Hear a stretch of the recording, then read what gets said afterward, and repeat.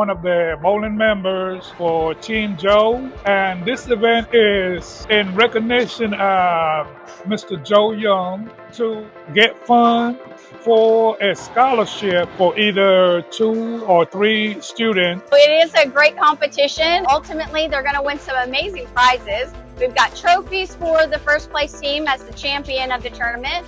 We've got, they win gift cards, and it's just a great fellowship, to come out and just support the cause and then just be a part of our mission here at Central Texas College. Whatever we collect on this tournament, CTC is going to either double the amount, match the amount to give out scholarship for students that needed it.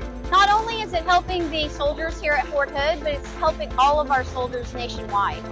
We have different military bases, and just the support that this is bringing for them to continue on with their education, or their spouse, their children, things like that. We want to give back to those that serve our country, and we feel like it's very important.